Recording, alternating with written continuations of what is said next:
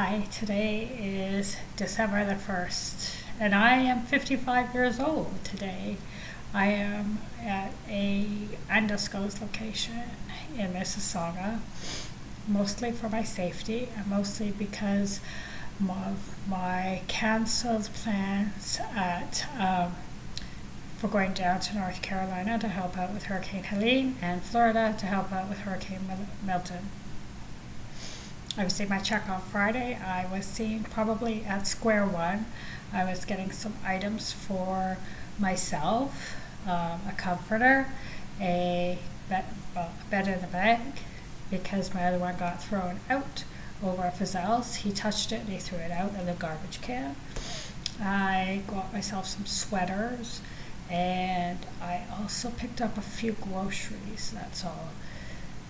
I will be heading over to another place. I'll be going out of town tomorrow, not St. Catharines. I don't know why I'm telling my plans. Anyways, what I am talking about is the fact that I am in a transitional housing. I spent, because of Sandra Long refusing to give me my companion money, we did find out, however, that Sandra Long has been redirecting the money from the companion account into her personal bank, her joint account with Stephen, because Stephen Long is the president of the finance department. She was allowed to do that. So that money has been redirected, and some of that is my money. As a result of Sandra Long's refusal to give me any of my money, I was on the streets for 10 days. By on the streets, I mean I spent almost 2 nights at Square One Shopping Center.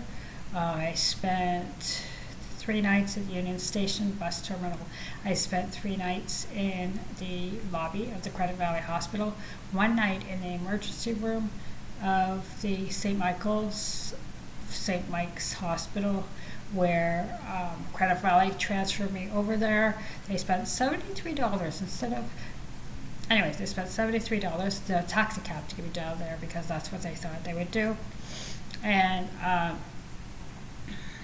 what happened was that I had spoken to 2 social workers, 2 intake workers. I was fine. They only said my discharge papers said anxiety due to a housing crisis.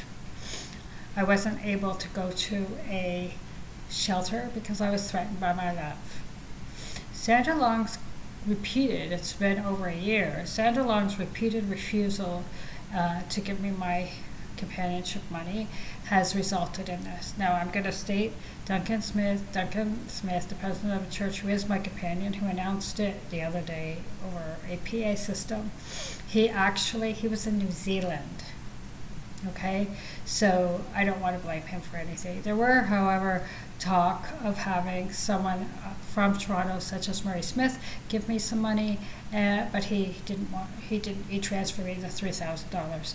Sandra Long had taken $7,000 from Christine Valance, and she had actually used it. I think she gave it to Duncan Smith, but I'm not quite certain how that. I think he did have it, and he kept the $3,500. I don't know. Money hasn't really changed hands over to me. I do want to state, however, that Sandra Long's refusal to give the money have resulted in her having to stay in the office, because as the Lioness has stated, that the office is, because of Melinda Jeffries and John Esragacho and their satanic behavior, have been calling back my spirit. I don't know if you understand that Georgia Banoff would actually back me up on spiritual significance. If you look on Facebook on his supernatural schools, then you could actually learn more about it. And I was in GSSM. I would like to state also that because I'm in this undisclosed location, it was for my safety and for no other reason. I don't know if there's still rumors going about that I'm a methadone addict or mental patient. I've been examined by social workers, spoken to by social workers, counselors, repeatedly. Nothing. Um, so I do know, however, that it is my birthday, and there was going to be a bunch of people from Catch Fire Toronto whom I know were going to come over today, and they were going to give me presents, or what they had a special thing planned where they were going to pick me up. But I believe it was Lillian Brown, Sandra Long, and Ash Bouvier had threatened them with their paychecks. Laura, I'm mentioning her name, she had wanted to give me a present. Lillian Brown threatened her, stating, "You cannot give Michelle a present." Now, where would Laura get a present from? If you notice on the Catch the Fire Toronto's website and Facebook page, they were having a giveaway today.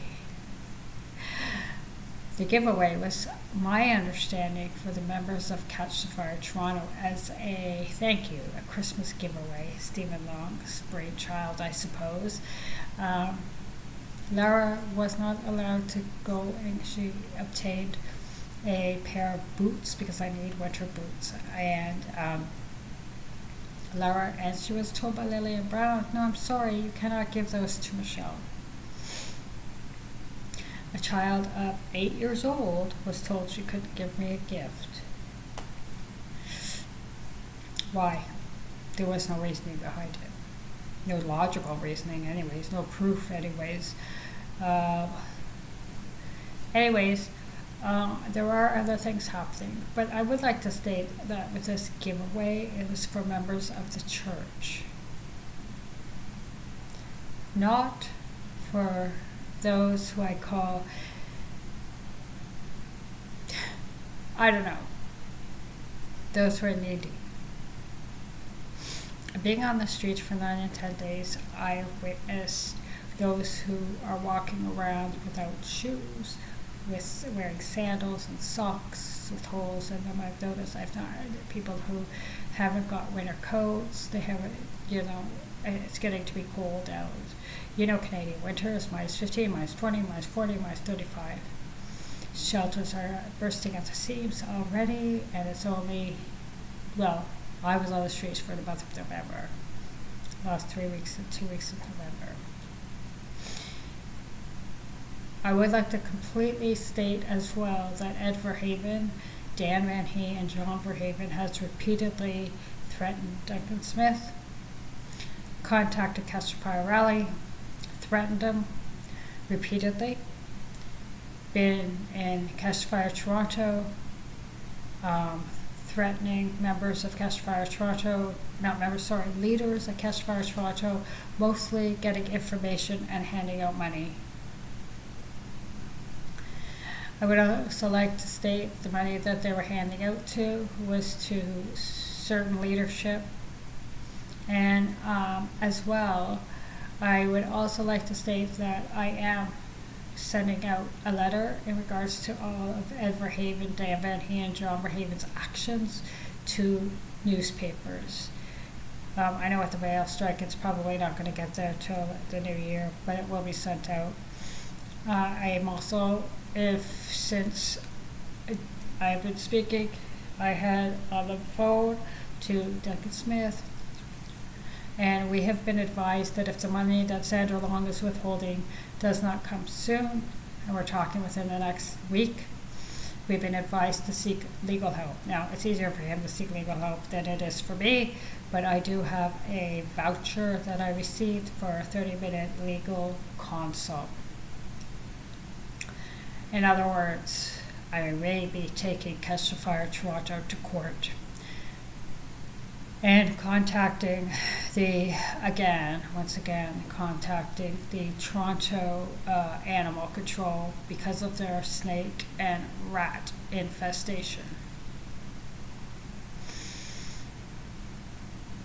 That in itself will shut them down because they serve food there, so could potentially shut them down because they also have children and infants there as well, and they can't pass it off as an industry because they're in an industrial section, because there's that bread factory across the street, and they could go and contact the bread factory across the street and see if they have had any problems, and which, you know, that's a health, that's, they, I think it's a bread factory. It smells like a bread factory. I go when I wait there all the time.